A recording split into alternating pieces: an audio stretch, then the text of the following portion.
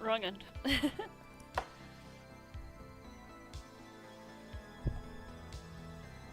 Forgot to get my Wacom connected.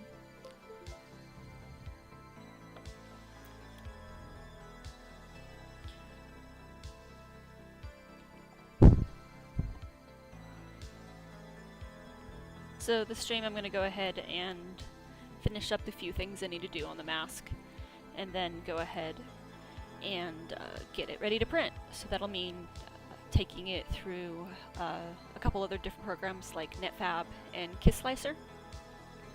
But before that, we're going to go ahead and finish off the inside a little bit, and then go ahead and do something called decimating, which lessens the size of the file. Because right now we're sitting at 2.3 million active points, which is really big, and it wouldn't, Netfabb would not like having this model brought into it.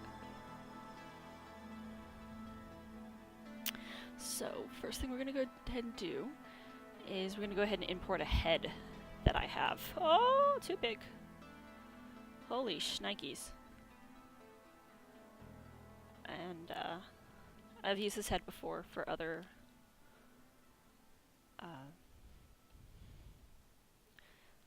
projects. Like I used this when I did the Artorias helmet. Come on. Mask 3. It's so tiny! Whoosh. Okay, and then we're gonna go ahead and insert... Come on! Whoosh. The head, which is way too freaking big. So we'll select the head and go down to deformation, and we've got size with all 3 axes. Just go ahead and just smush that down, because right now we're more worried about proportions for the head and less for the actual size. I'll go ahead and be fixing the size for the helmet more in Netfabb. You can do it in Zbrush, but I've yet to find a way that's easy enough for me. So I just prefer to do it in Netfabb right now. So we'll go ahead and do the head. Oh, that looks cool already, seeing the neck come out of it. And then... okay, that's left and right, we don't want that. We'll go ahead and do front and back. And try to get it in, and then down. Try to figure out how this would fit on a person. And of course I'm going to have that really big, thick black wig on while I wear this. So I want to make sure that I've got enough room. I think we can do transparent now. Oh, awesome. So yeah, now we can kind of see how the face is like fitting inside the whole thing. And we can see that the top of the head is definitely really close to the edge. I don't even think it's that thin up there either. So let's go ahead and drop the size just a little bit, and then push it forward. Come on. No.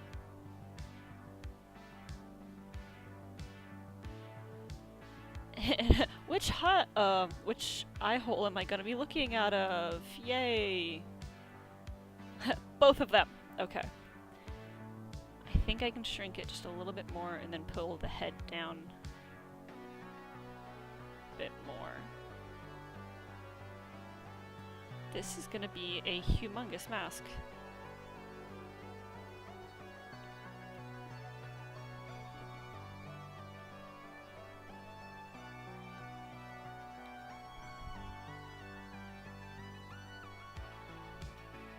I feel like I need to pull up some reference just to kind of make sure, because it's really easy to accidentally print off something like this way too big.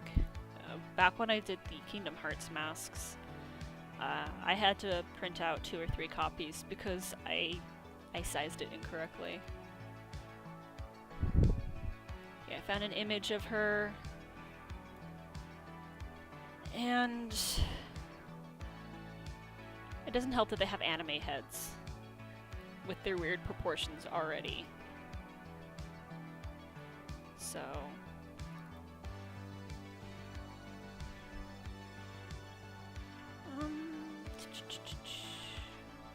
Looking at this one right now, you can see her chin fits really well in that area, so I can probably make that thinner. Let's go ahead and do transparency again.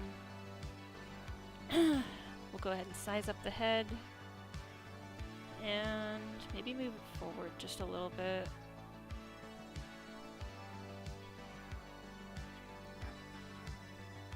So maybe it's more like that. That honestly looks a bit better.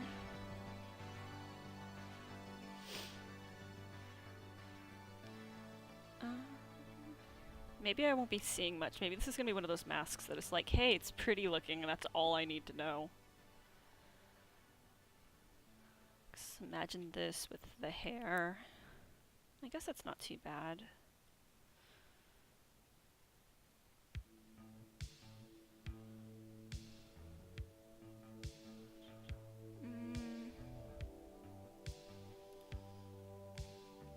Yeah, sizing something like this is probably my least favorite part.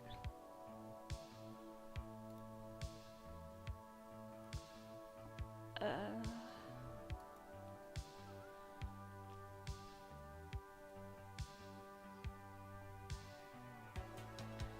think I'm pretty happy with this. Definitely looks like I need to thin out the interior a bit more. Okay, that's cool. It kind of like shows you where it sits in the different pieces. I like that. Okay, yesterday I was using clay buildup to thin it out. And also make sure to turn on brush. Is it modifier?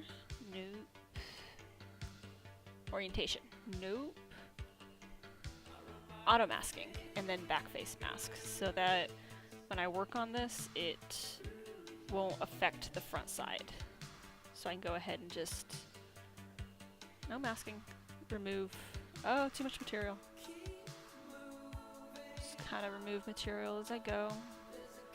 Make more room for my potential ears. I wanted clay, that's better. It's like it's a smoother removal.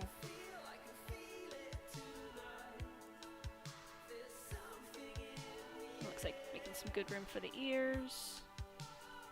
And then there was also the chin that I needed to work on. Go ahead and hide that for a second.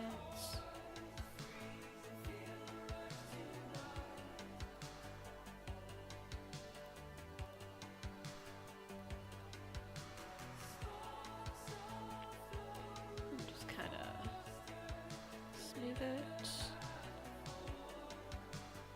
I mean, I'm sure I'll have to do some sanding once it's printed.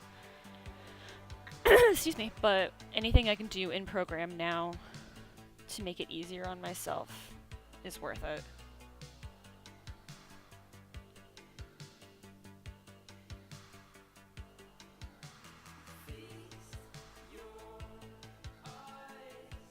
Plus the inside's gonna have to be finished anyway, because looking at the actual model from the show, there's actual like paint on the inside. It's looking nice and thin.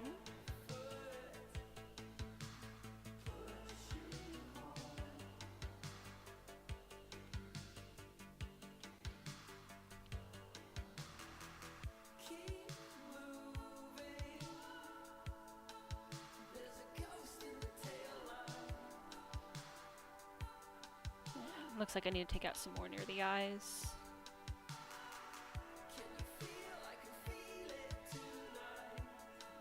It looks like I might be able to see out of the bottom one just a little bit, which I guess is better than nothing. I don't expect this mask to be very functional. Probably just be put on for photo shoots.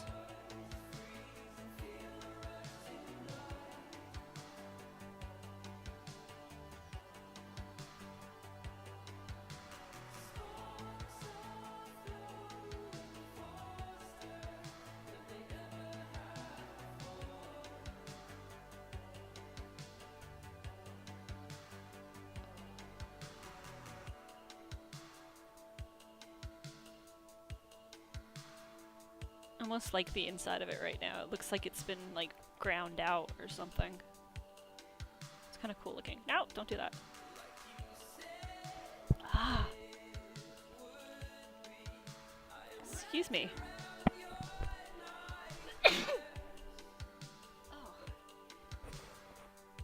Sorry about that. The yard guys came by today for the complex, and they were cutting down trees, and I think there was a bunch of pollen they knocked down.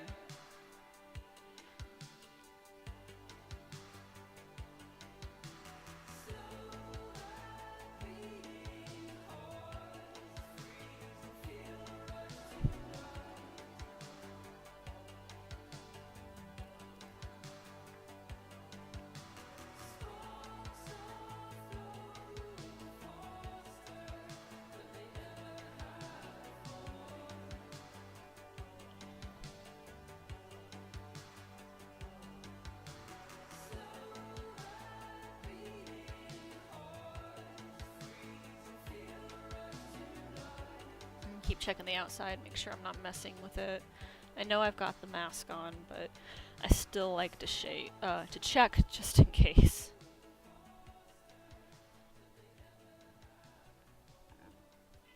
What, kitty? It's okay, kitty. It's okay.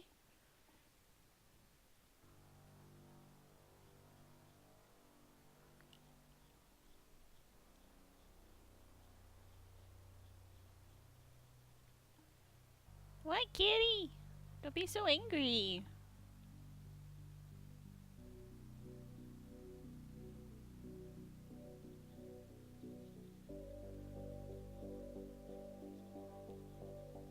I think my cat wants my attention right now.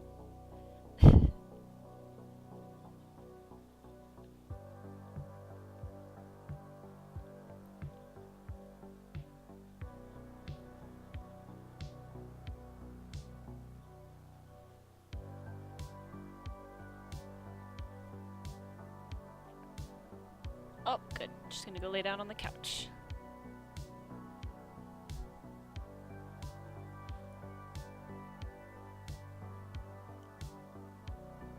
Good. Smooth it out a little bit. I'm definitely gonna have some cleanup to do once I print it, but that's to be expected. Sometimes there's some things that I prefer to do by hand after it's printed compared to trying to get it done in 3D, because I know how to do it by hand better than in 3D, so.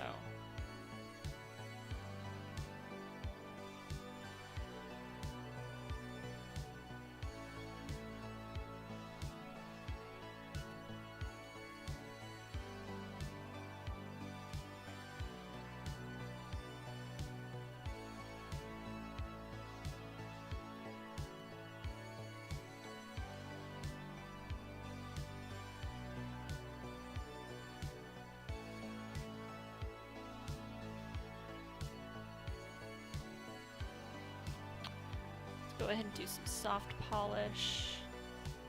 There we go. Kind of clean up the inside of this a little bit. Just make it so I have less sanding to do once it's printed.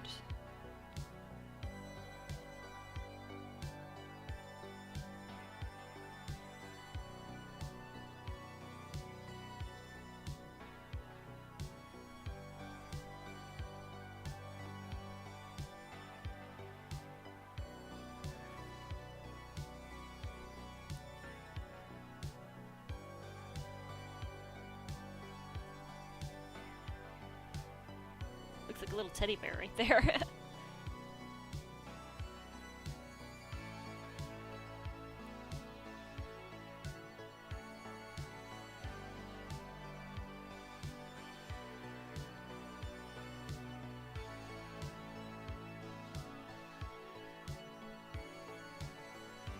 Awesome, this will be a big help.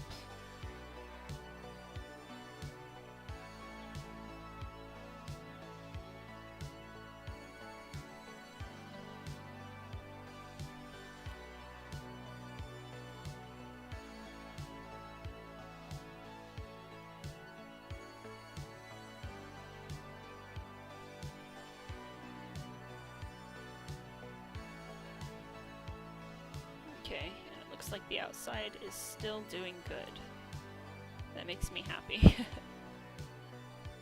I think it was on Artorias that I discovered about the whole back-facing thing, and I'd be working on the inside and I'd turn around and it'd be all like lumpy and misshapen on the exterior.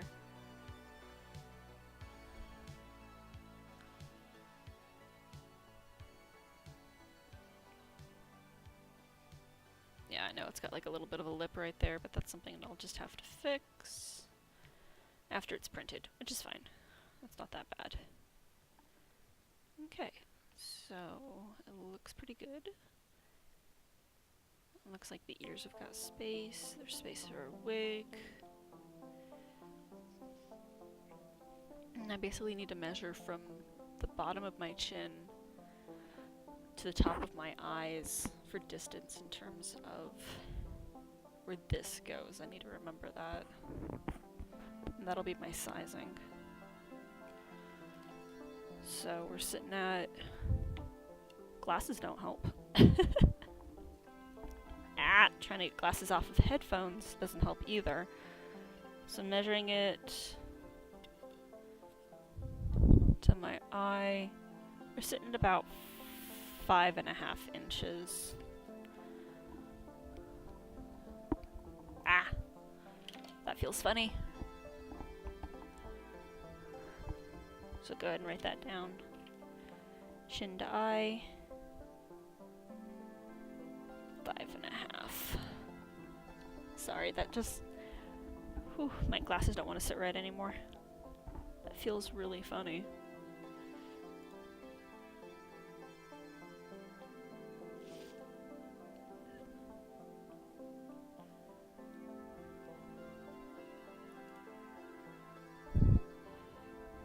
Ah, I hate that feeling, trying to get your glasses off after taking off headphones or something. Okay, cool. So, pretty happy with it right now. It's definitely workable. We can go ahead and hide this. Okay, I'll go ahead and save a version for print. We'll go ahead and name it Mask Final. Let that save. And then we're also going to do another one for Mask Decimated, because it's definitely going to change the file. What decimation does is, let's go ahead and turn on this, and you can see all the little crisscrosses on the model.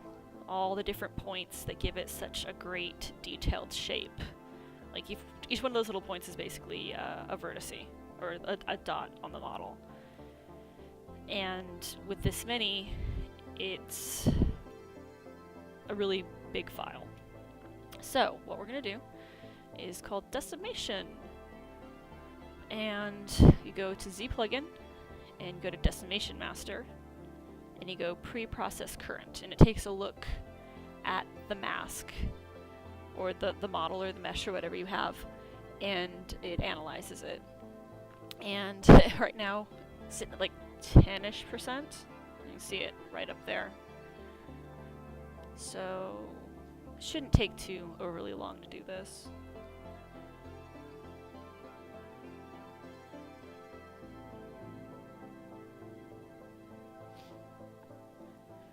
And then once it pre-processes it, that's when we can go in and tell it how much of a percentage to drop in terms of size.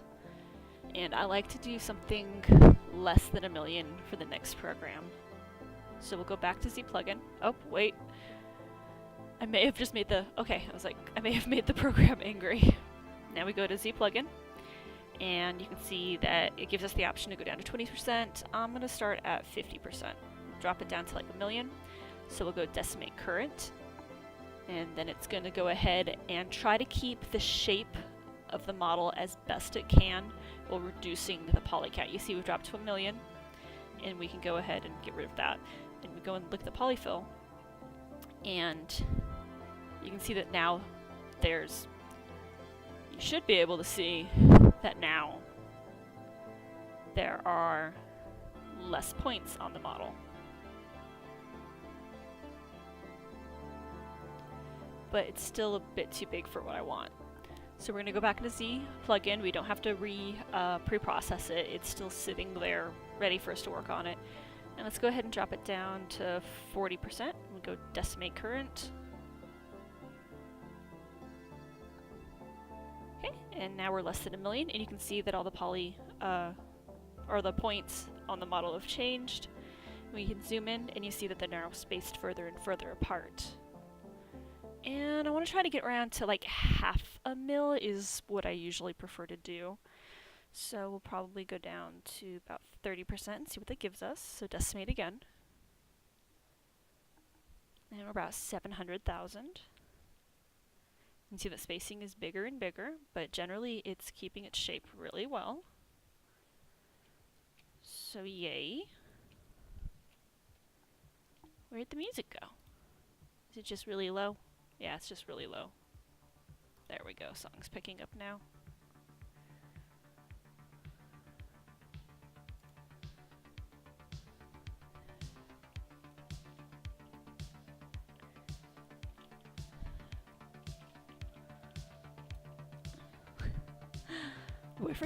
My boyfriend's watching Hob right now.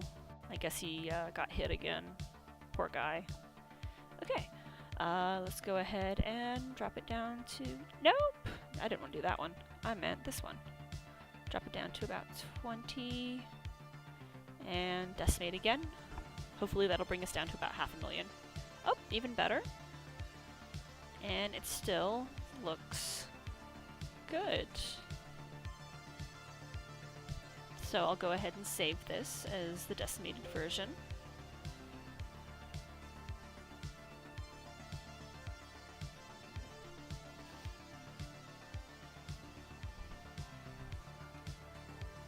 Okay, and we'll see how this works out. We'll keep Zbrush open just in case I need to decimate it some more, because sometimes you can bring it in and the program will be like, sorry, that's still too big.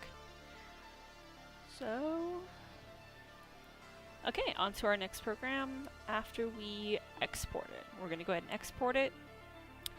I've got it named as mask decimated, and it's going to be an OBJ. We'll go ahead and push save. Okay, and then the next program we're going to do is called Netfabb. I use an old version of Netfabb from 2012, I think. It came with my 3D printer. There is a new version of 2018 out. I use the free version of the 2012, so it's got just like the basic of the basics, but it still works pretty well. And I've tried the 2018 version with all the bells and whistles, but that's a little bit outside my price range in terms of getting the full version. So let's go ahead and find cosplay, personal, Ruby, mask decimated OBJ, and Netfabb will now load it up, and hopefully it'll load up okay.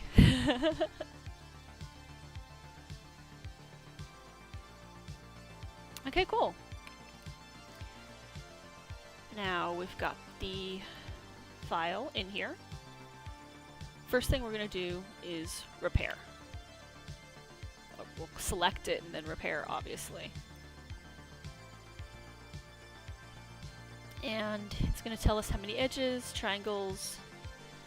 Okay, so I've got 48 shells. You want it all to be one shell because it makes it easier to work with. And the nice thing about that I mainly use for Netfabb, other than sizing and slicing, or not slicing, but cutting, since my print bed is only 9x9, is I use it for fixing the models, because sometimes when models come from different programs and they jump around, they can get messed up. So Netfabb helps fix them so that they print easier. So I went ahead and updated it, and I'll go ahead and do an automatic repair, execute it. There's usually a little bar down at the bottom that lets you know what's going on. Yep, little green bar hidden underneath everything. And it's almost halfway through, so it should be fixing it now.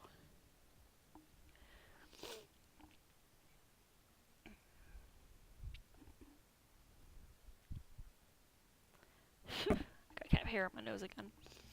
I'll update it, and it shows that it's all one shell now, which is exactly what I want. So I'll go ahead and apply repair, remove the old part,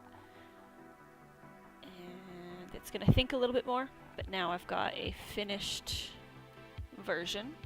It's all one shell, so it should be easier to take apart and print. Okay, now comes the side. Oh, what are you?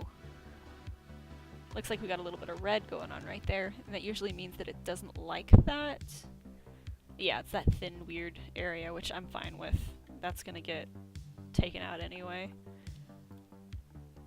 So now to help with my sizing, I'm actually going to create a shape. It's gonna be a box. And I'm gonna try to make it the dimensions of my head so that I can kind of size the mask as necessary. So, ruler is your friend. And I have a small head, unfortunately. Like, I figured that out when I started selling the Artorias helmets, and people were like, it doesn't fit, and I'm like, I'm sorry! Okay, we're gonna go ahead and just round up to 9 in the front. And then from my nose to the back of my head is about 8. And then width, which is kind of hard to do, honestly, when you're wearing headphones.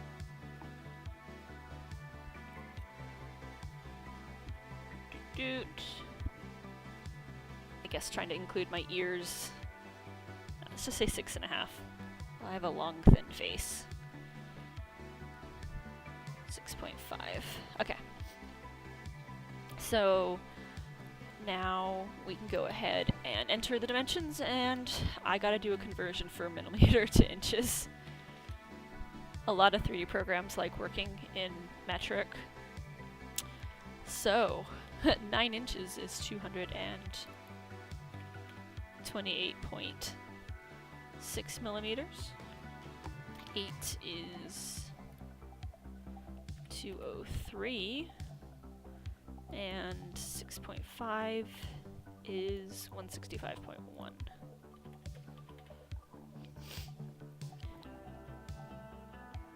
And there's my head. What a funny shaped head. Let's change the color. That kind of hurts my eyes. Something soothing. There we go. Okay, so now we have that to do sizing with. And now I'm trying to zoom out as best I can. I believe in you. Okay. And it looks like the mask is way too tiny. It's whatever that is down there. Like, get rid of the box, and there's the mask. So we're gonna go ahead and enlarge it. We'll go ahead and just do like ×2. Still not big enough. Let's do like 4. Still not big enough. Do 4 again. We're getting there. So basically just keep doing this until it starts to get close to the scale of the box. Okay, so that will be a lot easier to work with. I think the box needs to be rotated though. So we'll just do 90 degrees. Nope, wrong way. Z-axis 90 degrees? Okay, that... maybe?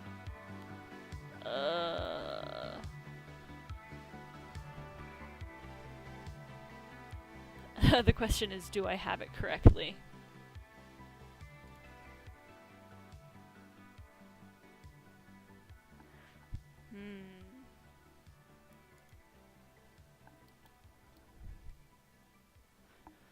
So 9 by 8 by 6.5. I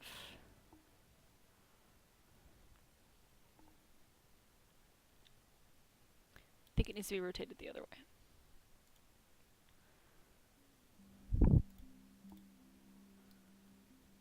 Nope, not like that. X-axis, 90 degrees, go! Okay, yeah, 6.5 was the back of my head, right? So from here to here, that's closer to 7, honestly. Actually, let's go ahead and we'll get rid of the box and we'll make a new one. I believe in you. Just want to make sure that the program's not like freezing up on me. Okay. Box. Change color.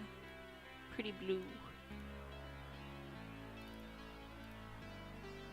Okay, so that was closer to like 7 inches. Okay, so the height was 9 inches, and that's 228.6. The width was this one right here, right? Oh, that was the 6.5. Lol. We'll just go ahead and get a 7.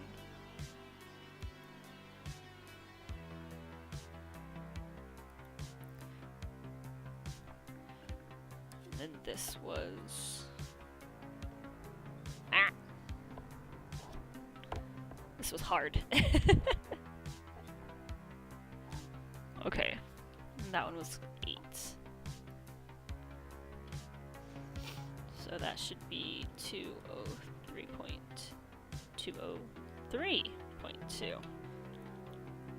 Okay. Got it.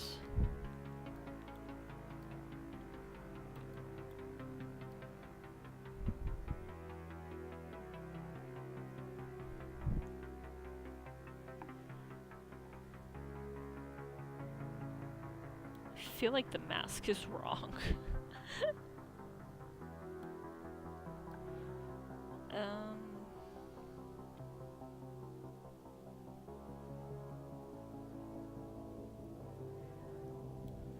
Okay, box. Wait, I can measure stuff, that's right. I learned it in the other program. Come on. Box. Measure?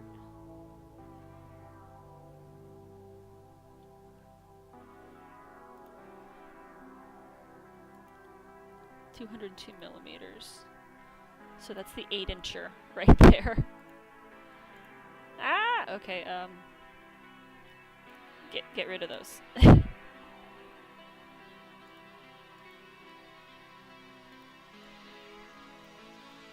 Oh, this is fun. 225.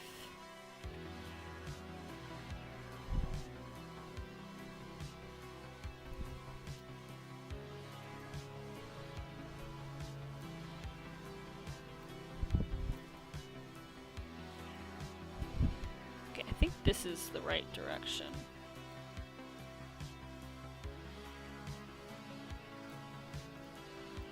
So yeah, I think it needs to be rotated again. I guess the mask didn't come in on the right plane? Or I guess... whatever, it is what it is.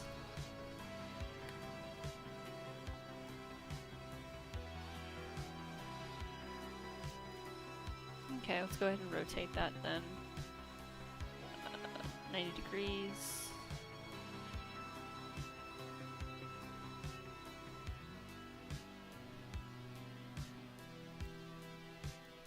I think 90 degrees y-axis?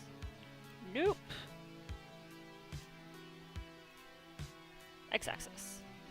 Yes, I think that is it. Okay, cool. Now we can go ahead and move it.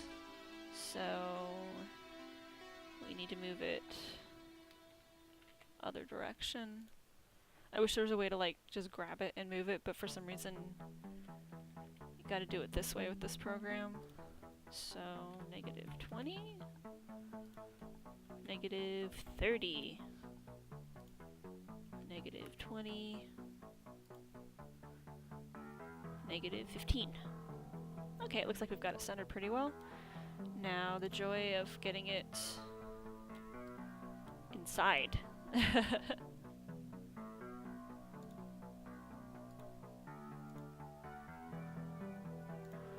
Okay, so y, I think it's gonna be like -50.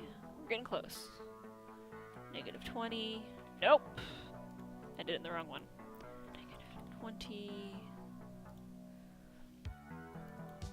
-20. Almost there. -15. That's pretty dang close. Why do you do this to me? Okay, so -50. No, just the box. Thank you. -50. And then like -10.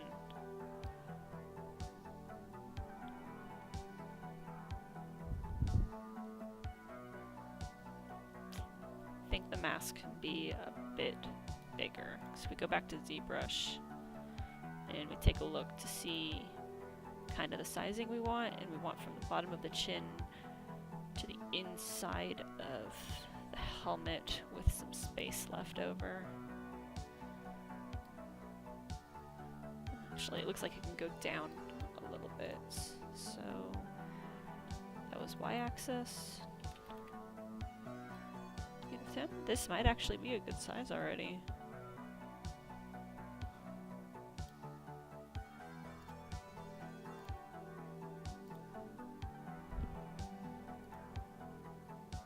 Come on, let me measure stuff, please. Stop it. Boop. Boop, boop. But yeah, the 227 was the almost 9-incher.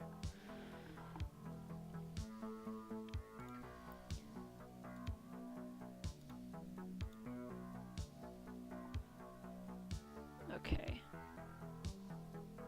So that looks about right. So yeah, the longest side is the front of my head.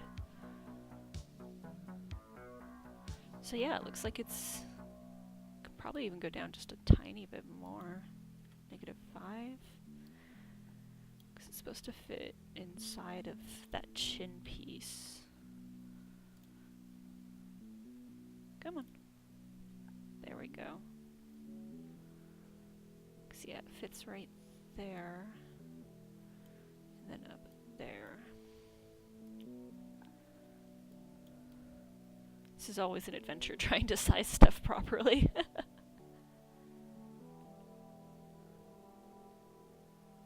So yeah, it's pretty close. I think the mask itself can probably be brought down in size like 0.99. That, maybe another 0.98. And then the box, move like -0.2. Actually, no, it needs to go positive. Yeah, that's better.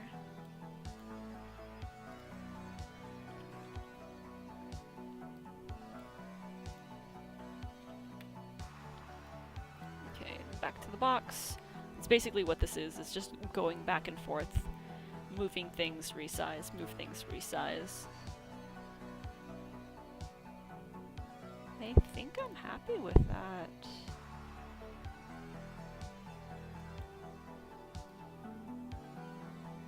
Cool. Okay, come on, hide. Very nice. Okay, so we're gonna go ahead and save this project just in case I need to come back and redo something on it. So now that we've got it sized, we can go ahead and start slicing it. For slicing it, we're going to be using these tools over here. The basic version of Netfabb lets you cut on the X, Y, or Z axis. So you like push X, and then you can see that it wants to cut straight down the middle, just like that. I think there's, what was it, the master or the business versions, they let you do free cuts, which would be that button right there. But yeah, there's a pro version too, which allows you to be like, hey, I'm gonna cut out like a circle, da-da, but can't do that right now. And generally, most pieces can be done just by slicing on the X, Y, or Z axis. So I don't know if I want to start off by cutting it down the middle like that, because I almost feel like I want the horn. You know what? No, I'll go ahead and start by cutting down the middle. This is probably going to be close to a 20-piece print.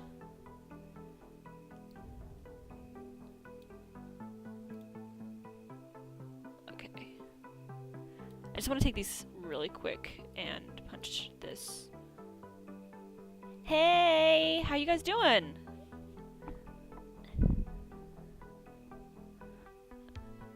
It's good to see friends in chat. Okay, so we've got 234. It's 9 inches.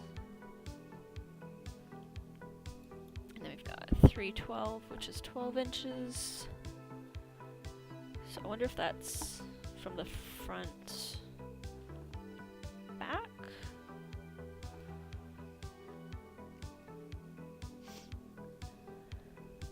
It might just be 12 inches from the top too, which I guess wouldn't be that bad. From the front to the back, with all the shit that sticks out. I really don't want to have to reprint this. I want to get it right the first time. Cool! Oh yeah, you did start school, didn't you? Congratulations! How is it going? Boop, boop.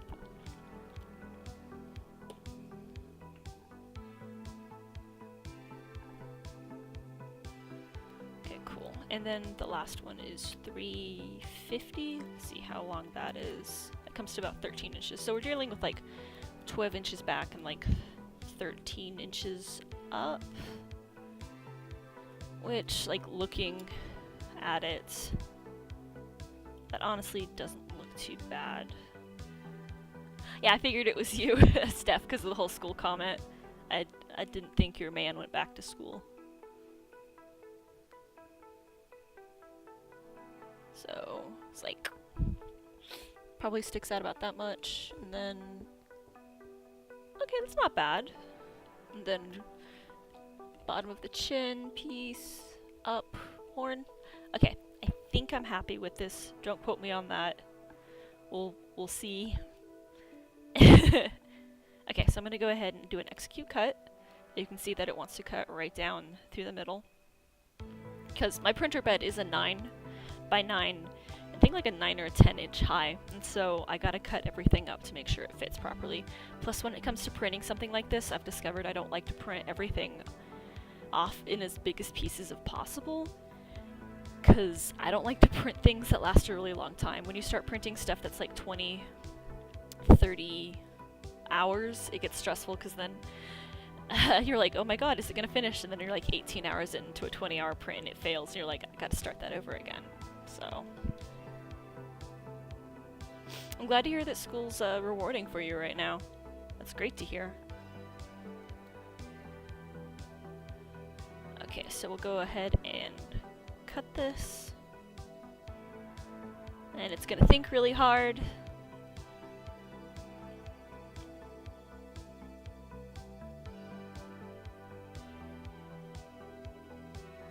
Cool.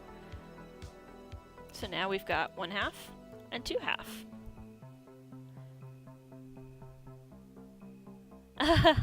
Thanks. Yeah, just wanted to share what I do. I'm definitely trying to be more open about the processes in all of my projects now. Rawr. Do what Chris does every time he does a model. He's like, rawr, rawr, rawr, rawr. Okay, so from here, what I need to think about is how I want these pieces to lay on the printer. Thinking I'm gonna do a slice right here. I think that's the x-axis, yeah. Nope, it's not. Ah, my bad. Y-axis, yes. And we move that over. And I want to go ahead and cut this as close to where the horn connects to the top of the head as possible, without taking any of the head with it, because that gets awkward. So I'll just move it over bit by bit. Okay, so now we've got the 2 pieces of the horn. And I'll go ahead and execute cut. You can see where it wants to cut for me. And click cut.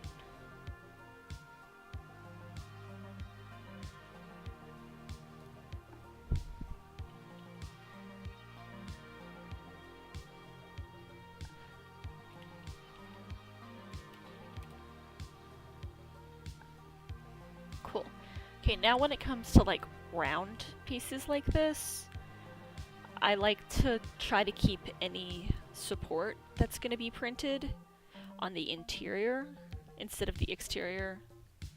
Sometimes it's easier to clean up. So I think I might cut this again like right here. Or I might cut it like right here? Yeah. We'll go ahead and do another Y cut. And we'll move it up. So it'll make like a dome.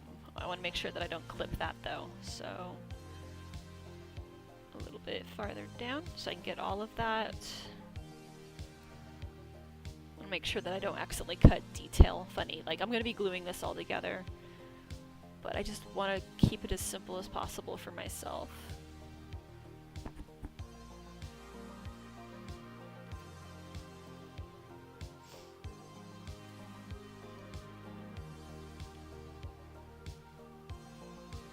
I think that'll work. Like if I cut it right here, and then maybe I cut it again right here, and right here, that should work okay.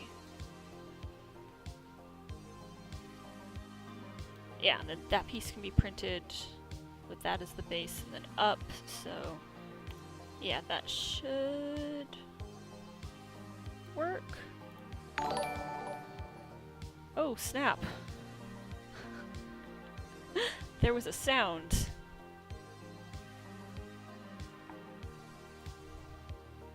Aw, thanks for the follow, Avatar Props. I appreciate it. This is the first time I've had something like that pop up on my stream, so that noise really scared me.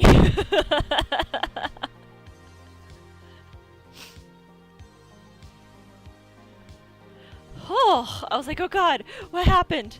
The program's dying on me. Oh, okay.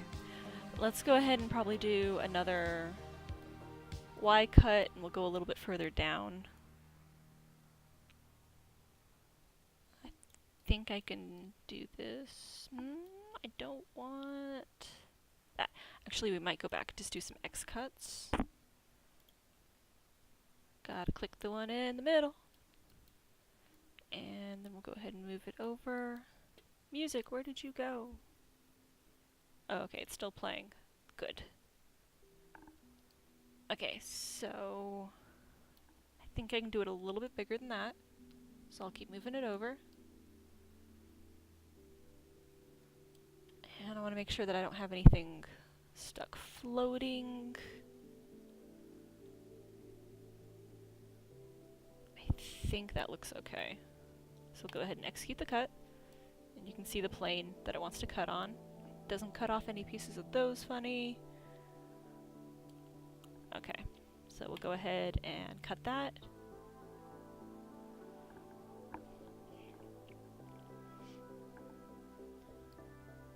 Cool, and I'll go ahead and do that for the other side. Wrong plane! And it looks like I cut it just over the eye. It doesn't matter if it's not perfect. All these seams are going to be filled anyway.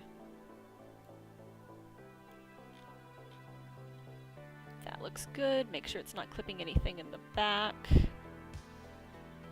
Okay, that's good. And we'll go ahead and execute the cut again. Yeah, Chris showed me it was Dashboard Streamlabs. We both just installed it recently, and it allows you to have like those little pop-ups and stuff for your stream. It's nice. I feel legit.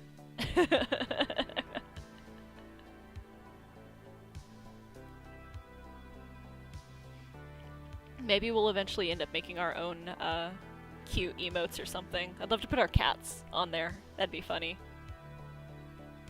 Okay, so we've got it sliced like that, and honestly I think that's the last X slice that we need to do.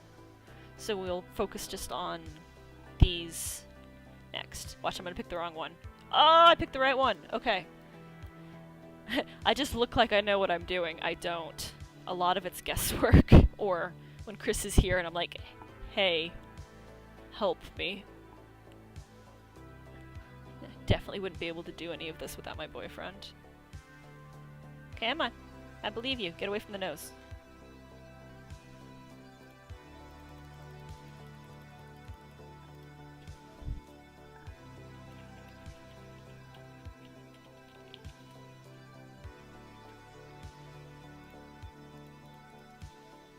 Actually, when this is only like my third stream with the webcam. And my first stream I actually had one of my cats up on the back of my chair and they were just sitting there watching me the entire time. I figured I needed a webcam because one of them likes to just keep jumping in my lap every time I work. Okay, go ahead and do that so I can see it straight on. And we'll try to get it as close as possible.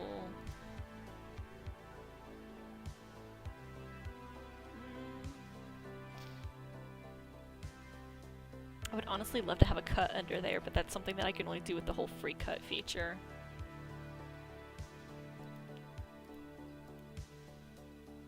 I think that'll work. I don't think it hits any pixels on the nose. Okay. So that'll mean that I'll have 3 pieces right here, which is good actually. I like the flat spot right there. Okay, yeah, I'm happy with this. Triangle cuts, cut all parts, do it.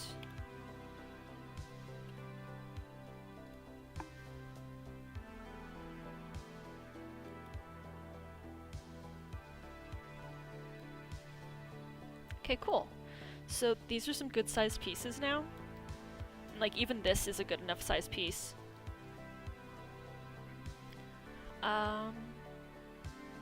Actually, yeah, it's 2 pieces, so that's even better, honestly. So that means I can like lay them on the side like this and have them print up. So that my main worries now are like this chunk and possibly like these 2 pieces. So I need to select that, and probably run some... Oh, wrong plane. Right plane! Is it? Nope. I was right before. Or am I cutting Z now? Oh, I'm cutting Z! Okay. So we can go ahead and move that forward. Honestly, I don't think we need this piece. I think I just want this piece to cut. And if I can push it back to this gap right here. Ooh, that is an ugly cut. Well, it would help if I have both sides selected.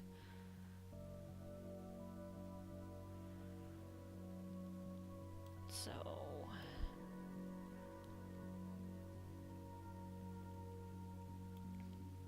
Okay, now I'm just going to be cut only selected parts because I only want the green parts to cut.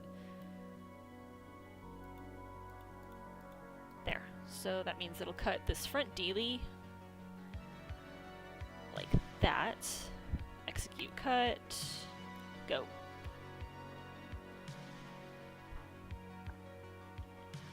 Okay. This is becoming one humongous puzzle piece. And I think now I'll go ahead and cut these pieces right along here. Man, I got a lot of pieces already. Like I said, it's 20-something piece print. Probably at least 50 to 60 hours printing time total. So another Z cut. Go ahead and slide it back. Slide it back a little bit more.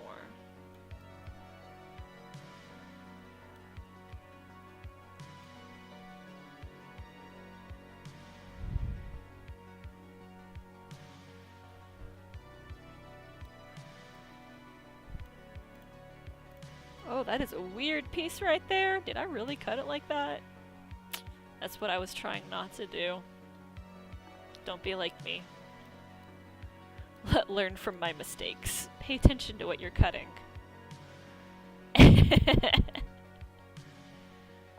Oh well.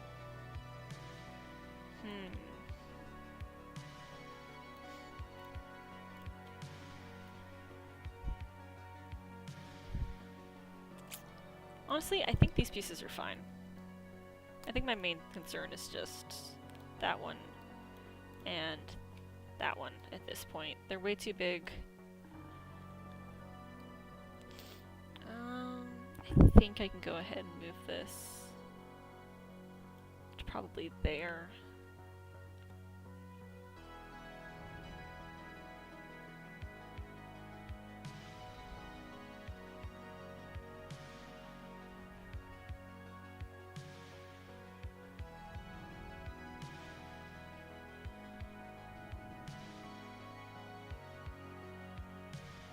Sorry, brain fart.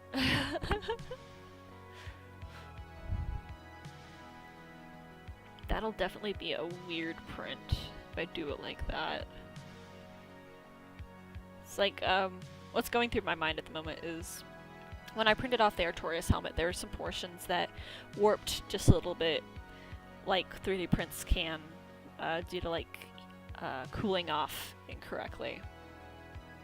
Or sometimes they don't stick to the bed properly, and so certain portions will like stick up a little bit while they're printing, and so it won't come out exact, and it was bothersome with the Artorias helmet. So I want to try not to have that happen with this one. It's like, that's okay to print on that side, that's okay to print on that side, those are okay to print together on that side, those can print off of that angle. Basically my big concern is just this and the mirrored side of this right now.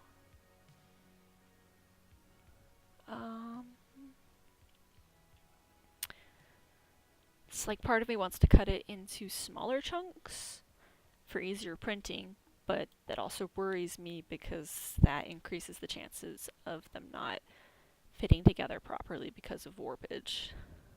It's like 3D printing isn't perfect.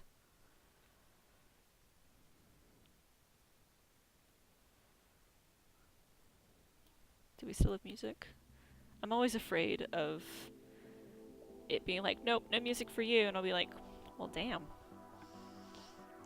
I tried Spotify earlier and it would play the music for like 30 seconds and stop and be like, I can't play that song anymore, and I'd be like, okay, thanks Spotify, you're useless. Oh man, how do I want to cut this piece?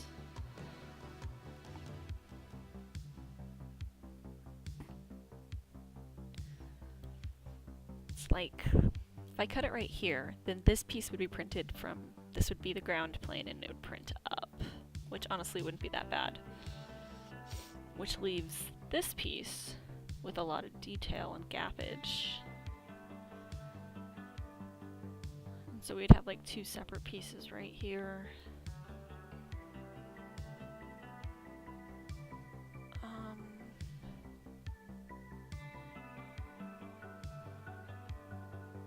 I guess I could actually print it up, which would be fine with. That's fine. Cut only selected pieces. Yes. Execute cut.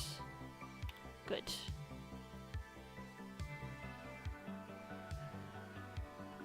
Okay, cool. So I think I've got it cut how I want to right now.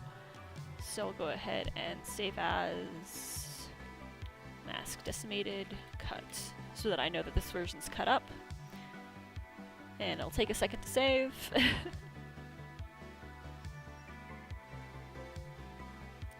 That's a good ding, means the program didn't break. Now comes the fun job of saving each and every piece. One thing I did enjoy about the pro version of the latest version of Netfabb that I got to try was that you could just be like, bam, save everything! But that's not something you can do on the basic version. So what you do is you right click, export part as an STL. And I'm going to go ahead and make a separate file for my Netfabb files. There are two B's in that. and I'm gonna go ahead and just start saving them. Just right click, export, save. Export, save. I'm not really naming them.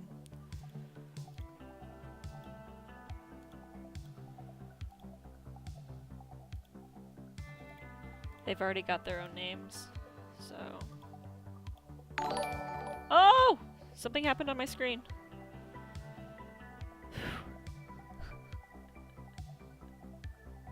Ah, thank you, Nuclear Sheep, for following. I really appreciate it. Again, I'm still getting used to that noise, so whenever it pops up, it freaks me out. Export. Boop. Okay, sometimes when you export stuff, it pops up and it's like, oh, there's something that happened to the geo when it got cut. And so it'll be like, do you want us to repair it? And usually it's a good thing just to say yes. And the tolerance that they pop up with is usually works. So go ahead and just click repair. You're good. Export it. Continue with your life. I think I've only had it happen a couple times where I've had to go in and change the tolerance, but that's really rare. So we'll just go ahead and continue. Right click, export, save. Okay, we've got the entire right-hand side saved now. On to the left. Boop. It's like I really enjoyed the pro version that allowed you to save everything at once. It took a while for it to figure everything out, but it was nice just to click once and be like, save everything based on a number, and it'd be like part 1, part 2. So maybe one day. Again, it wants us to repair it, so click repair, export, we're done. Make sure I remember the pieces properly that I've already clicked.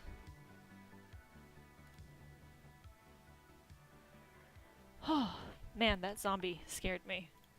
Maybe I need to change that. Okay, so I think that is all of the pieces. Rawr, rawr, rawr. Okay, so next program we go to is something that I got with my printer called Kisslicer. It is a program that you can pick up out there. I'm not sure about its pricing. I ended up paying to get the pro version of this, which allows for multiple pieces to be put on the print bed. So that might be a better option for you if you're doing like large prints like I'm doing. But if you're doing just basically small single things, you should be okay just getting this. There are a bunch of other programs on the market, excuse me, for slicing. I think Mesh Mixer is one of them, Cura. You just type in 3D printing slicing, and they'll come up with who knows how many. But the main point of using this program is that it tells your printer how thick or thin the actual model needs to be sliced up so that it knows how many layers, how thick or thin it deposits the plastic or any other material you're using. It also figures out where the structures are supposed to be if you have any pieces that hang over it. There's also something called, what was it? Rafting. It's like generally when you print stuff off with no rafting, it just prints it off on the bed, but you can have a grid or a pillar. Yeah. Each one should have pretty similar options, but some are different and some are the same. This one in particular was given to me with my printer. I have a Polyprinter 229. Oh, there's a cat. There's my kitty. See the kitty. But yeah, I have a Polyprinter 229, and the Polyprinter is a printer made by an indie company up in Dallas, Texas, made right out of their, wow, brain fart. It's the facility where people go and make stuff. Wow. But yeah, it's made right there in Dallas, Texas. I think they have a facility in Waxahachie just south of Dallas, but their own printers make the new printers. Like, there's a lot of portions of my printer that are 3D printed. I got this particular printer because several other prop makers that I'm friends with have this printer, and I've seen the good work that it can do. Plus, it has a really close-knit community that you can reach out and talk to other people. I've had to email them on multiple occasions because I'll have a question or something breaks, and they get back to me really quickly. Plus, having their center right there in Dallas meant that at 2 a.m. when my printer would break because I couldn't push filament anymore through the cap or whatever, then I'd be like, hey guys, I need one right now because I have a print job that needs to be finished in the morning. I could go out and go buy it from them because, wow, why is my brain like my brain is mixed up right now. I'm like, what is this word I'm looking for?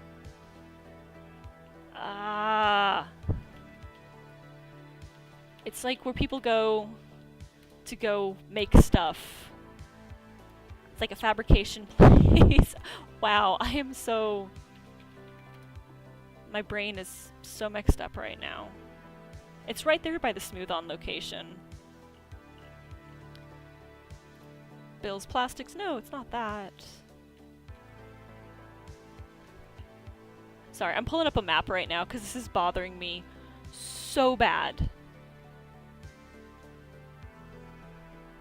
No, it's not Beltline. I'm sorry guys, I just my brain is like... But yeah, it's the place where people go in the middle of the night to cut wood and spray paint and make stuff. Makerspace! That's it! It's the Makerspace! These are made out of the Makerspace up in Dallas. And I really like it. It's got a heated bed, it prints ABS and PLA really well, it's enclosed so I don't deal with fumes as much. It's got a vent in the back, it's got a little web camera, so if I wanted to I could sit in a different part of my apartment and watch it while it's in the craft room working. But yeah, I love this printer, and this program, the Kisslicer, they have it set up specifically for the Polyprinter. So it's got everything already set up. They've got it set up for printing styles. The most basic printing way is mechanical. It's stock, it's there. The art style that they have, you can see some of the stuff changes, and it's got less of an infill, but it's more detail oriented. I use it when I do a lot of really organic kind of prints. And then you've got high density, low density, and that's usually about all I use. I don't use any of the other features. I just recently used the high density feature on a sword that I'm doing for somebody because still experimenting with the sword, but I want to make sure that the blade of the sword won't snap on me, essentially. And I also tried dovetail cuts for the first time, like what they do with wood, so that if the sword is accidentally hit, it won't just snap clean where I glue the two pieces together. So fingers crossed on that. This one, I might try Artstock. Artstock takes less filament, but it takes longer because you're depositing thinner layers, so you have more of them to do. So let's go ahead and just start with mechanical, and what you do is you go ahead and go open, and you find yourself where you put those Netfabb files. Okay? And I'll go ahead and grab the first one, and it's going to open it up and be like, this is too big! Sometimes it throws the orientation off, so you can go over here, right click, transform mesh, and start playing around with it. It's still not how I'd want to do it, so we go X, still not, flips upside down. At this point I'm okay with it, and then I just kind of rotate it using this, and then you can see that, ta-da! Now that it's not red and angry, it means that it's like, yeah, I can print that for you. And you notice that I've oriented it so that this flat side is on there, so it's easier to print.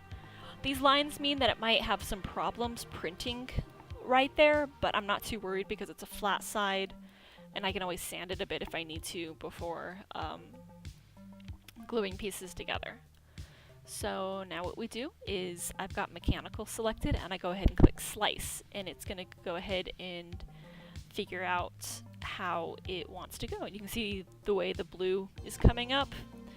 That's each and every slice of the model that it wants to do.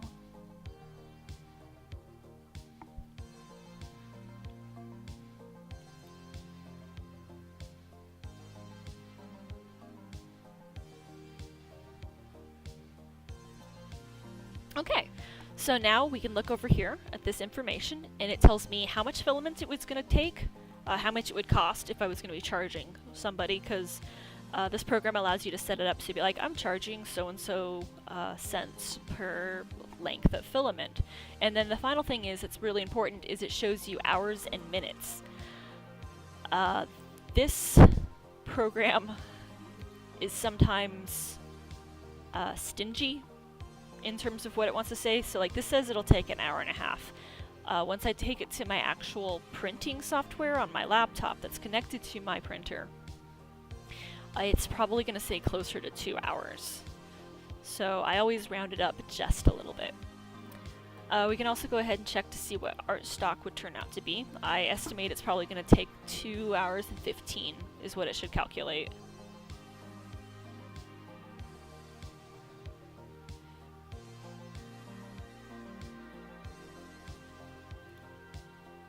It also can take longer to calculate too.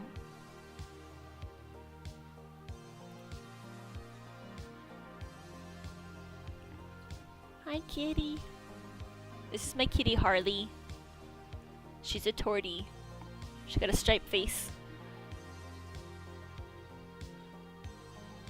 I think she's learning what streaming means. Don't get in your lap. Oh, wow. So it turns out to be about 3 hours and 20 minutes, so... The main thing I need to decide right now is how much time do I want to spend, or let my printer spend printing, basically. Because if a piece like this is going to take 3 hours, try to imagine what all those other pieces are going to take. So what I need to think of now is how much sanding do I want to do? Because obviously the better it's printed, the less sanding I have to do, the less spot putty, the less filler primer. So do I want to let my printer do more of the work, or do I want to do more of the work? And I'm really protective of my printer. I don't like really long print jobs, but it might be worth it for this one, honestly. The nice thing about this printer is I can go ahead and turn it on and start printing stuff right before I go to bed, and then I'll wake up and all the heat's turned off and the print is like slid out on the bed and everything. So I can safely print stuff overnight, which is awesome, which I've had to do for some really quick jobs.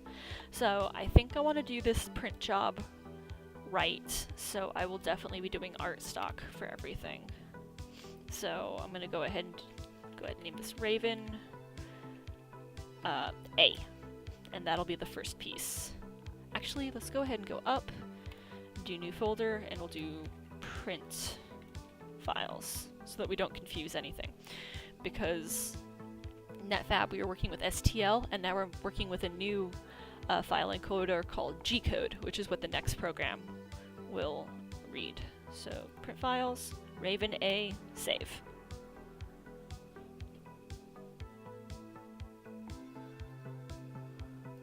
I still can't believe I couldn't remember what a makerspace was called. Cringe. Okay. So I can go ahead and get rid of that, and then we'll go ahead and open up the next one, which it should be... Ooh! Ooh! Oh! Okay. It's angry, so here's the point where we like play around with it. And... oh wow, that is really frickin' thick! I didn't realize it was that thick in that area.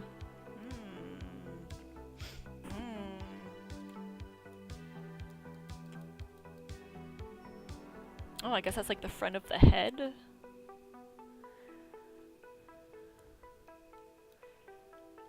Huh.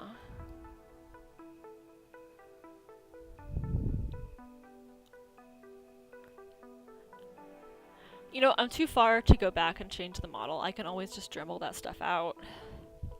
I'm okay. I'm okay. Of course, I wonder if... No, part of me wants to flip it so that this flat side is on there, since that's like a larger print area. But then we've got this detail pieces right here, which would print better if it was up. Right? Actually, X equals up. And then we'll go ahead and flip upside down. Ooh, that is not working out how I wanted it to.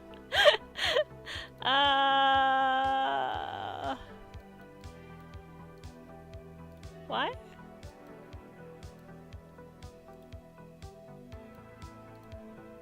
an adventure in trying to get things to lay properly. I might just have to have it do what I had prior. I believe in you. Okay, just flip upside down and then... Okay, that's cool. You do you. And now we'll slice it.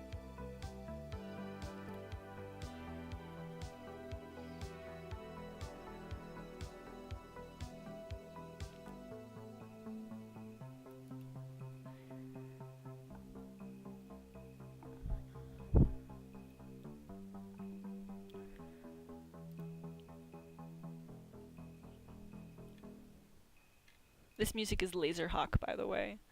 They're a band I found on SoundCloud recently. Good techie kind of feel.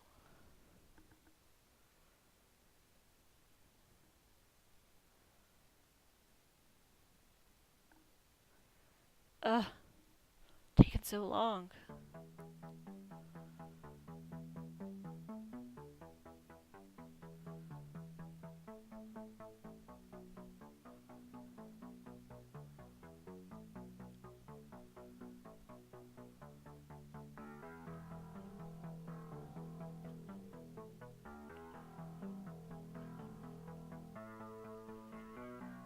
Whew. That is gonna be a 7-hour print. Dang. That's gonna be an overnight print for sure.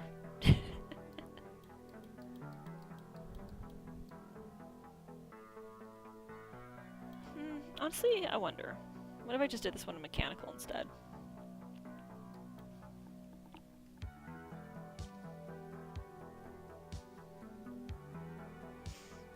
Anybody in chat working on anything right now?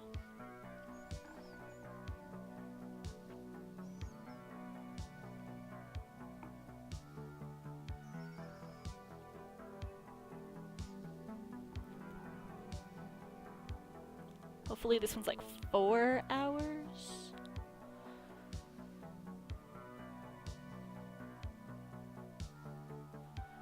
$320.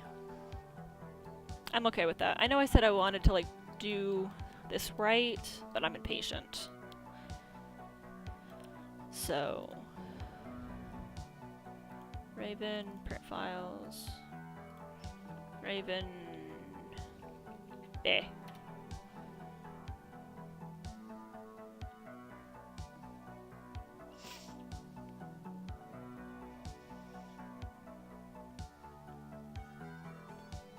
Ta-da! Okay, so we'll go to the next one. Cool. I want to go ahead and change how it's sitting though. Flip it upside down. That's better. I just feel like there's less chance for warpage when like the larger piece is sitting on the bottom.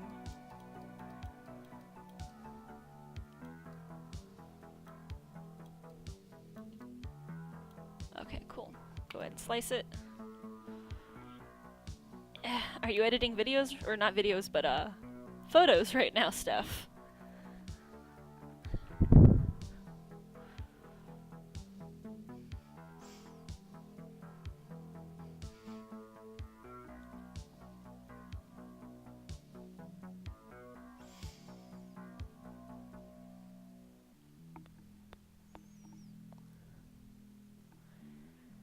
Yay! Only 4 hours! Exciting!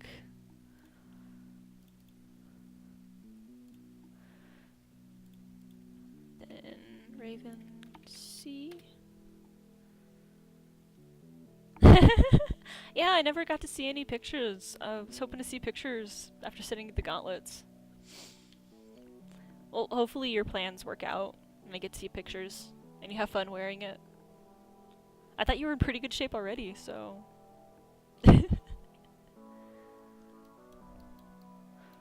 I guess the important thing is that you feel really comfortable in the costume. I know the version I wore of her was... Yeah. Want to do it on a good day.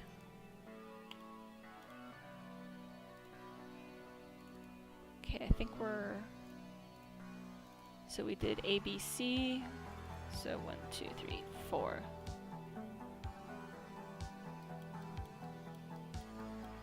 That is a shape.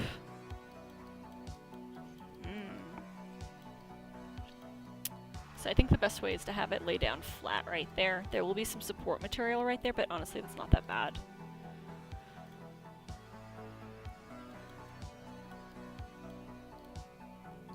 Come on. Do Y. Okay, so I should be able to flip this upside down. And that'll give me what I want. There'll be some support material right there too. But I'm okay with that. Oh, hi! Macri-Iox? I hope I pronounced that right. That's cool. Are you a 3D artist?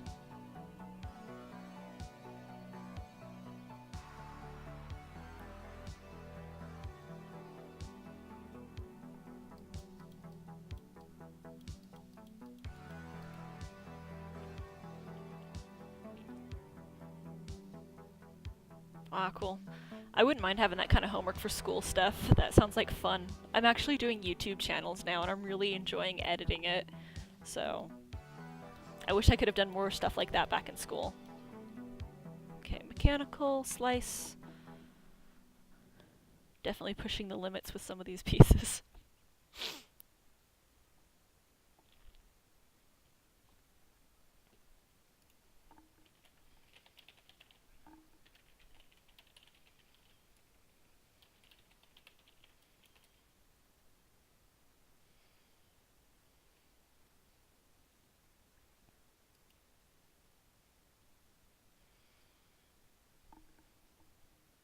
It's gonna estimate 5 hours for this model.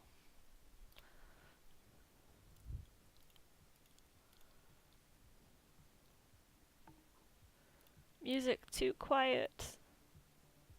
Okay, it's there. It's just taken a while.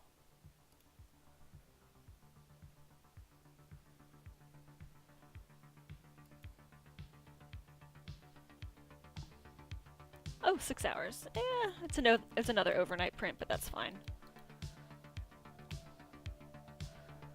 Okay, go back, print files,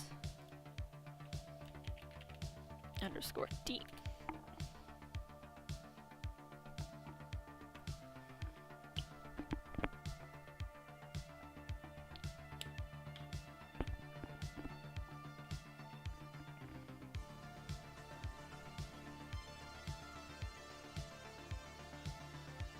Oh man, I love art history! That was one of my favorite classes. I wouldn't mind having more art history classes, honestly. Okay, so A, B, C, D, E.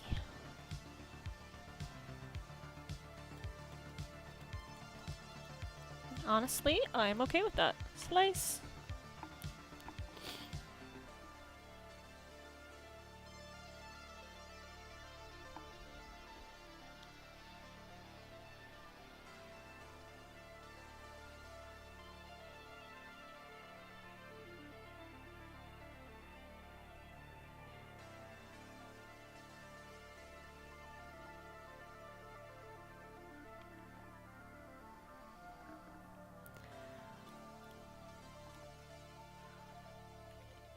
Just want to see.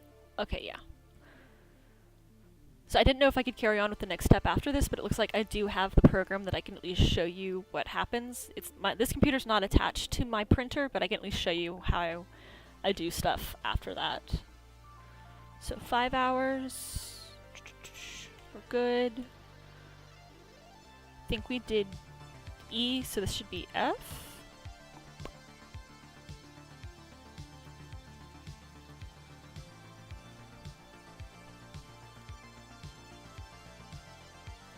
Actually, let me open it up separately so I can keep track of what files I'm looking at.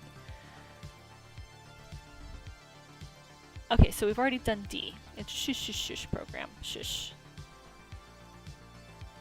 So E comes next. Sometimes if the cuts that I do are small enough, I can put multiple pieces on here, which is the whole point of the Pro version. but because of the way I have it cut currently, that's not an option. It's like I don't like to have it really crowded.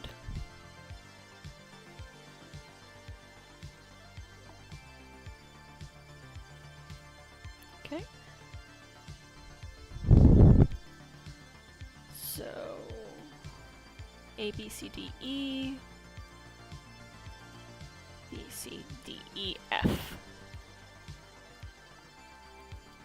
Like this one and its brother I might be able to do together.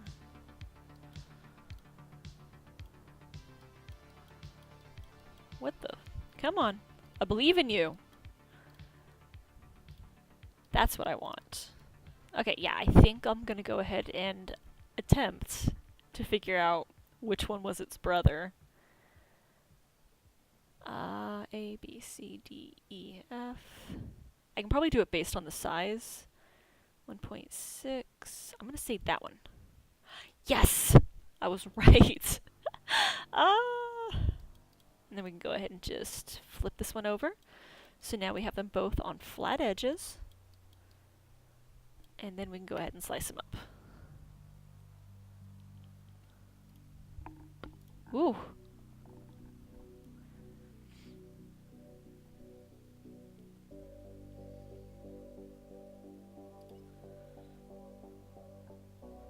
Cool. So yeah, this is the nice part of having the Pro version, is I can throw separate pieces together to make better use of time and space. That makes me think of Doctor Who right there. Okay, we're sitting about 2 hours. It's not bad. Hopefully this entire thing takes less than a full roll of filament. It's like I usually get my filaments for like $20 each, so if I can get this mask printed for less than $20, that'd be amazing. E. I'll go ahead and call this one F and G.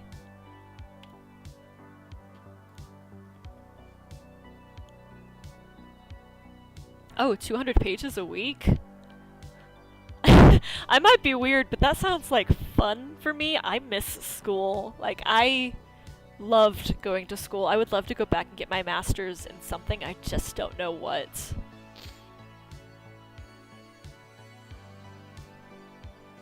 I'll take that class for you, Steph, okay? Just let me, I'll just put on a wig and I'll just go and I'll do your homework and stuff for you, okay?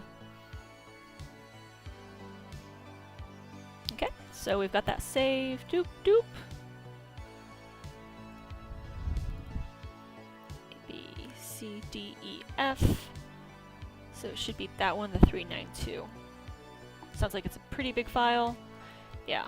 So I think I want to have it oriented on that flat edge so that it curves over and then the support comes in right there. Not that way, because I don't want the support pieces that I get to be right here, since this is the outer side and I want that to look prettier. And support pieces do come off fairly easy, but they do still leave stuff stuck, which has to be sanded extra. So I'd prefer it to be on the inside if possible. When's your class? I'll be there. Okay, there. That's the orientation that I want. So that when it comes up, and then the support will be underneath. I'll actually show you. I forgot to show this, but after I slice it, I can go in right here, and I can actually see how it's cut and the thickness and where the supports pop in. Man, I better get started on that paper for you.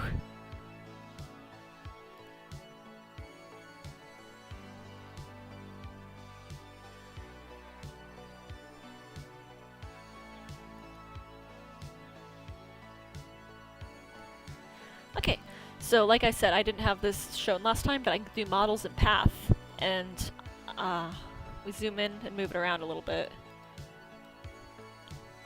Then you can see that, like, it's hollow, or translucent, it's a better word, but I can start going up, and then you can see how it shows, like, the path. And you can see how it is hollow, and then, like, these lines right here are where the support structure comes in. Hi, Chris! But yeah, keep going up, and then you can see the walls. They're like 2 or 3 passes thick. And then it comes up, and then you can see where the support structure is going to be built. Boop. Yeah, here's a top-down view, which again, I can do this and it can just show what the path looks like. It's like topography. It's really cool.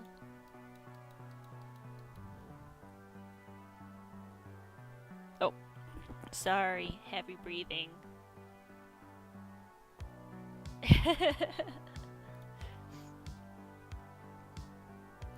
Okay, F, G, so this should be H.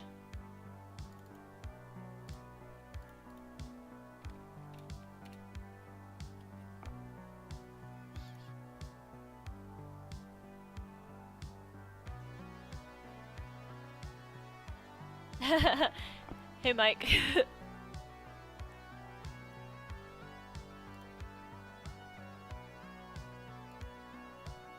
Cool, so I got that piece done. Oop. A, B, C, D, E, F, G, H, I. Wait. A, B, C, D, E, F, G, H. Wait. Oh no, I confused myself.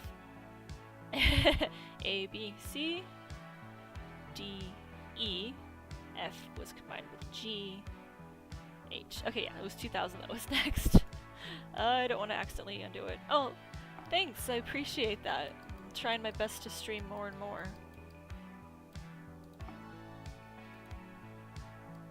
Chris has been a really big help in terms of getting me set up with audio and all these other special little tidbits that make it easier to stream. Not quite. I want to try to get that right there. It's the base. There we go. Again, I want to have the supports on the inside. Okay, we'll go ahead and slice it up.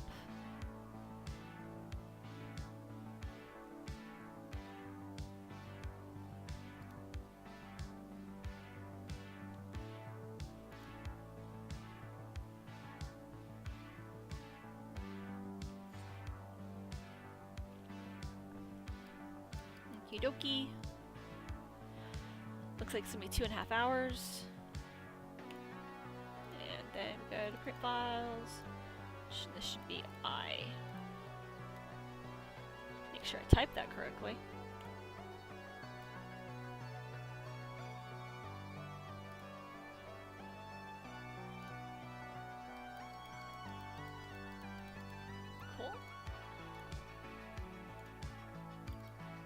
I did the 2000, so we'll do 1241. I'm keeping them like separated by number now. Oh, it's the other horn. It looks like we made it to the other side. And I got that right. So then we just need to rotate it around. Slice. I'll probably go back and reslice that first one just to do it mechanical instead of doing it art level.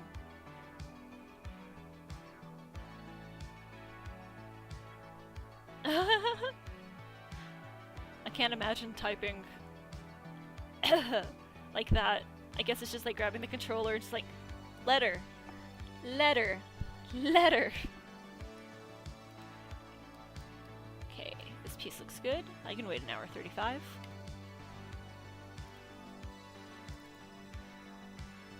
I should be J. Aw. Love.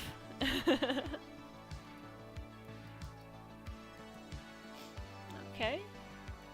So...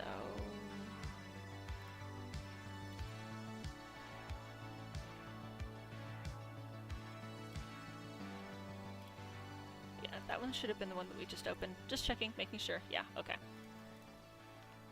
So, 3, 4, 3, 3. This should be another weird one.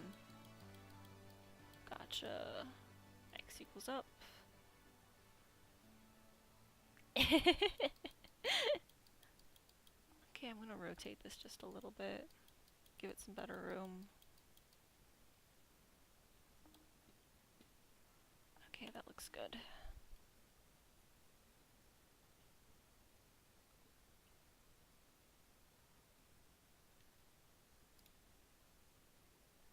I can hear my computer humming. It must not like everything that's going on right now.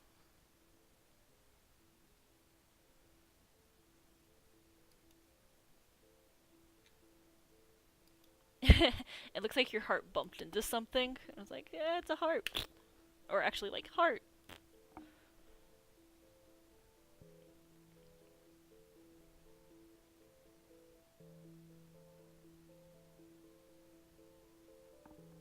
Cool, so about 4 hours right there. Boop. J, H, I, J, K. Remember that alphabet. Go back to grade school.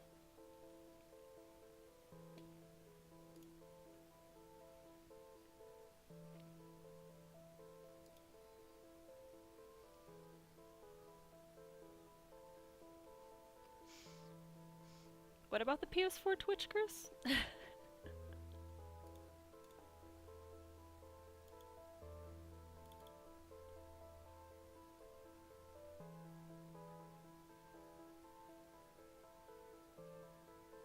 Ah. I think that should be the next one.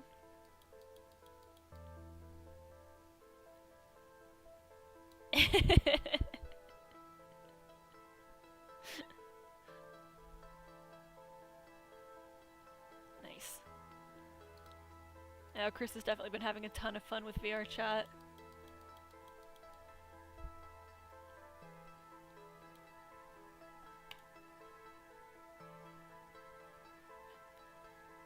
I think he's on like most nights, and then I jump on like every other night.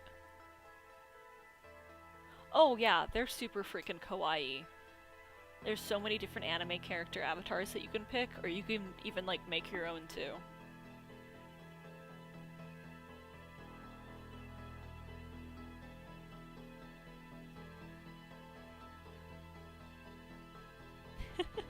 He does, he has this deer and he has so many different versions of the deer.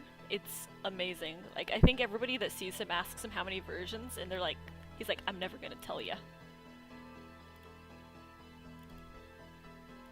Okay. L. I think he's definitely kawaii.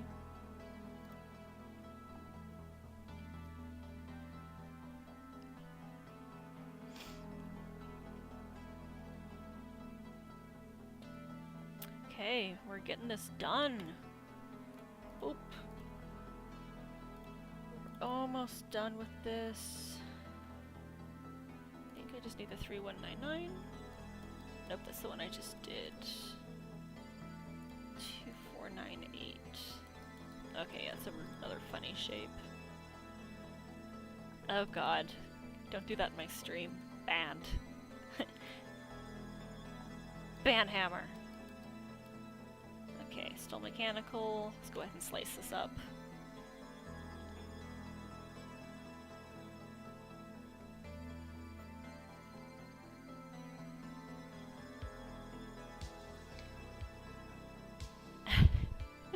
You guys. Stop.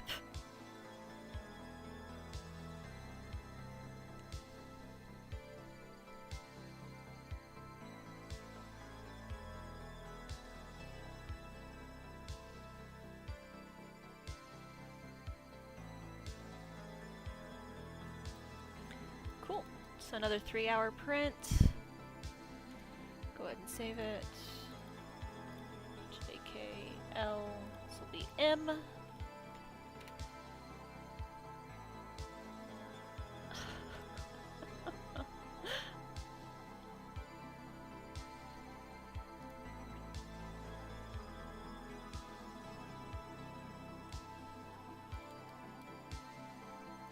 Okay. Should have only a couple left after this. 397. Oh, that is such a weird looking piece. Almost looks like a chunk of bone or something. And that's exactly how I want to print it. Awesome. Okay. Still mechanical. Slice.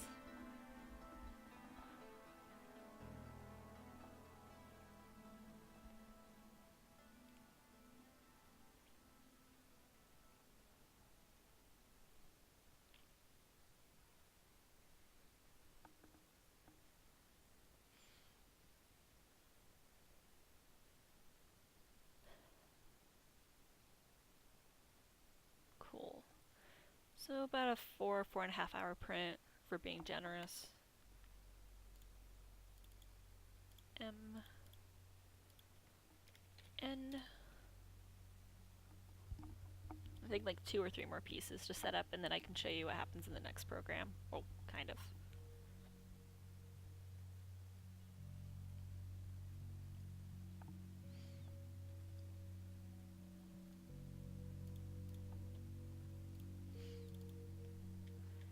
Okay, so 2052. This weird chunk. Oh, perfect. I'm glad it did what it was supposed to do right off the bat. Cool. That looks good. Go ahead and let it slice.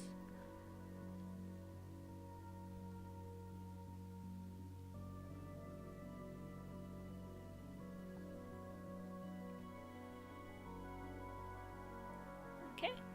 Maybe about a 3-hour print. Should have all this printed by next weekend. MN. Oh.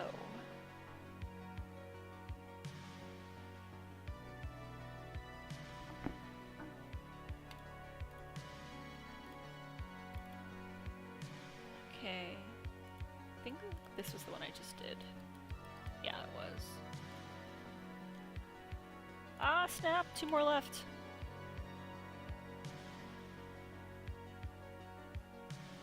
Okay, so again I want to try to orient it with that piece as the bottom.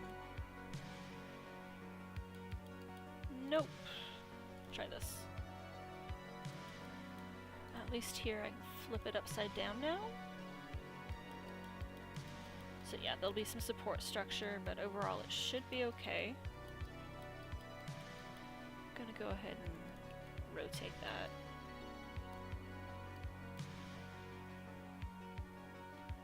Go ahead and slice it.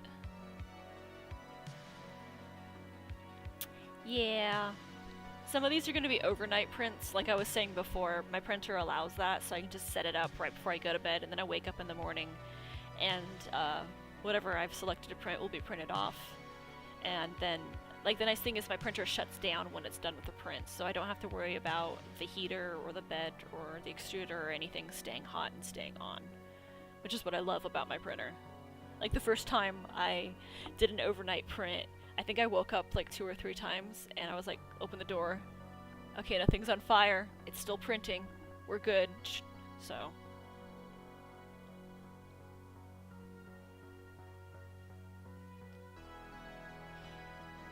Like, the worst thing though is when you have an overnight print, and you leave your laptop connected to the internet, and it decides to update in the middle of a print.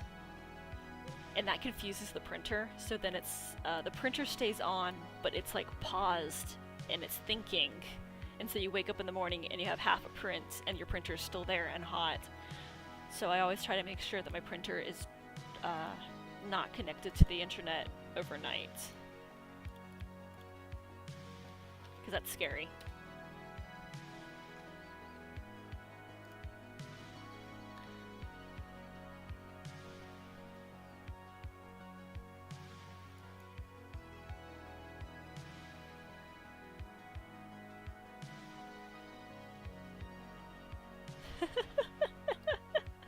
You're supposed to wait like, what, 2-3 days before you answer something like that?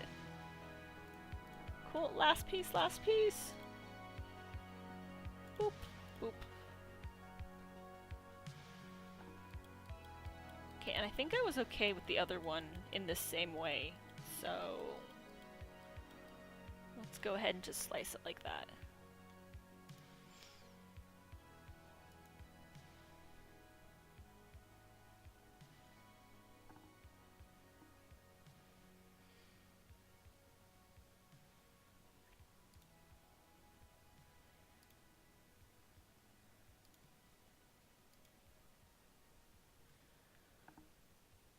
Awesome! Feels good. Yeah, I hate having stuff update in the middle of whatever I'm working on. Cool. 5-hour print! Yay! Okay. Go ahead and save it. That'll be Q. And then we don't have to do the last one because I combined it with one of the ones prior because it was a small enough size. Excuse me.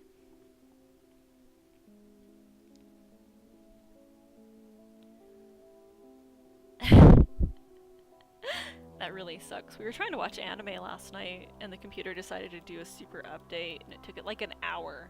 And then we're finally like, yay! Anime! Time for bed! Okay, cool. So we've got everything sliced now. We've got this lovely range of the alphabet. And it looks like everything's in the range of about 20,000 kilobytes, which is good. I'm okay with that.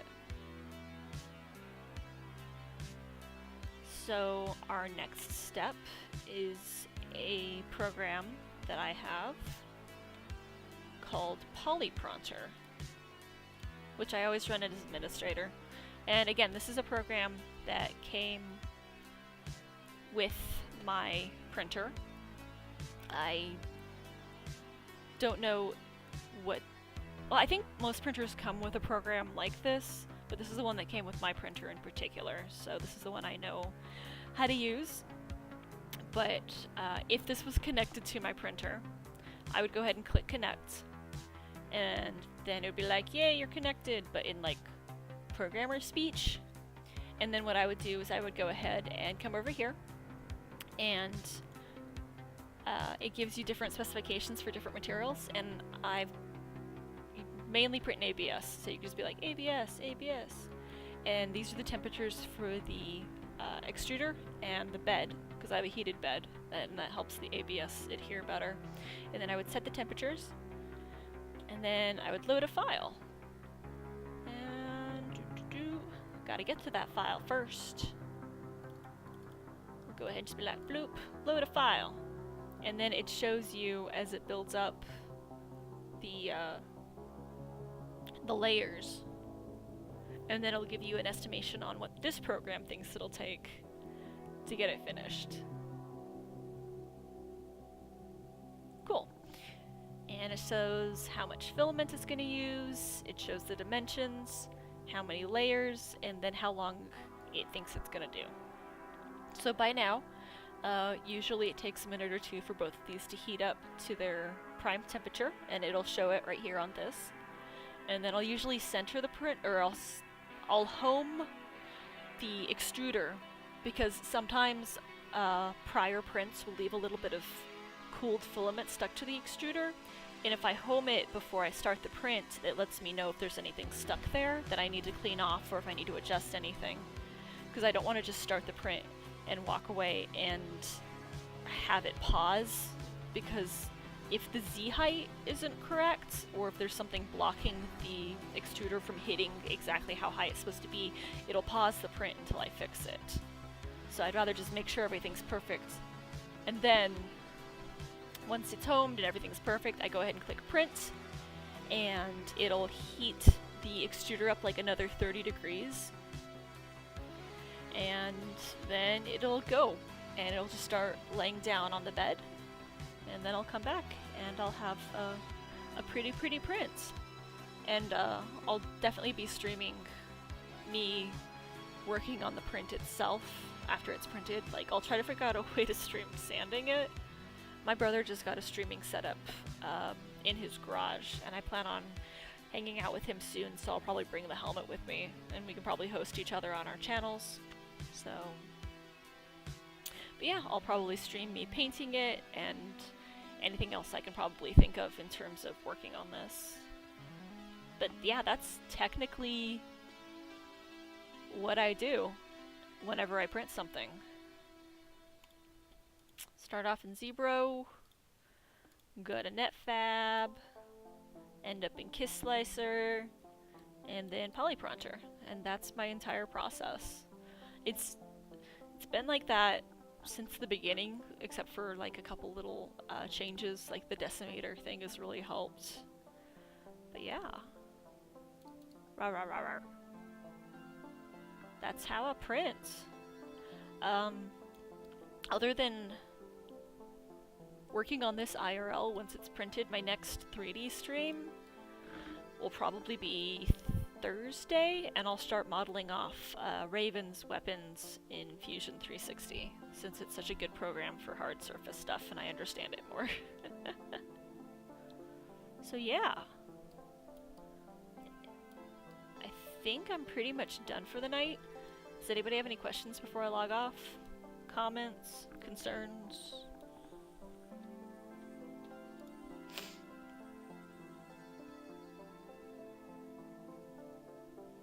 Otherwise, I really thank you guys for hanging out with me tonight. You too, Mike and stuff. And thank you to those that followed tonight. I really appreciate it. So yeah, I'll see you guys Thursday about the same time. See ya!